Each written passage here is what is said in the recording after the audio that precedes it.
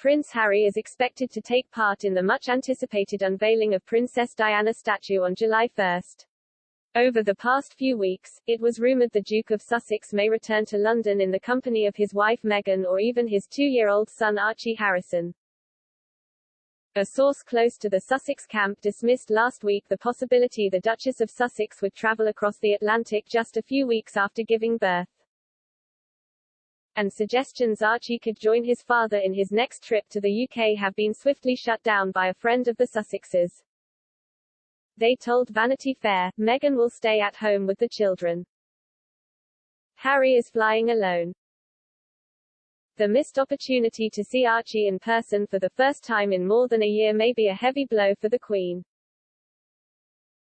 Royal expert Katie Nicholl wrote, "The Queen is said to be desperate to see Archie, and was one of the first members of the family to be informed when daughter Lily was born on June 4. Archie hasn't seen other members of the royal family in person since at least mid-November 2019, when he left with his parents for Canada. While Meghan and Harry returned twice to the UK in early 2020, little Archie remained in British Columbia until late March, when he traveled across the American border to relocate to California with his parents. While the Queen hasn't seen her great-grandson in person for months, she has remained in touch with him via video calls, Prince Harry said.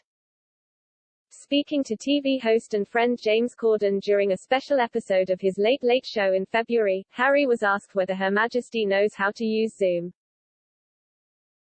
The Duke replied, "Yes, both my grandparents do. They have Zoomed a few times, they have seen Archie running around."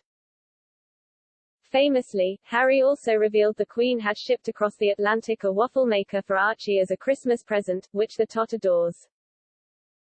During Meghan and Harry's landmark interview with Oprah Winfrey, the Duke said he has spoken more to my grandmother in the last year than I have done for many, many years.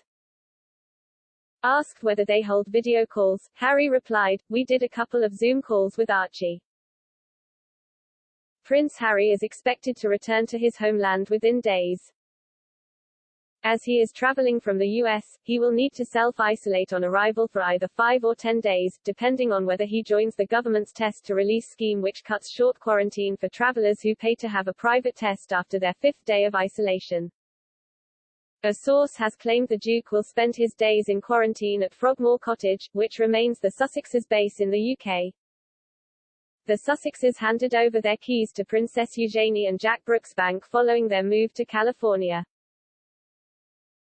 The source told The Sun, Eugenie and Jack were handed the keys last year and told they could use it while Harry and Meghan were in America. The cottage is now literally split into two, meaning Harry can isolate in one half of the house without ever coming into contact with his cousin and her family. It has been set up for his return after last-minute plans seemed to work when he was back for the Duke of Edinburgh's funeral in April. As noted by the source, Prince Harry was last in the UK in mid-April, when he attended the funeral of his grandfather. That emergency journey lasted 9 days, including 5 spent in quarantine, during which Harry was reportedly able to meet Eugenie's son August.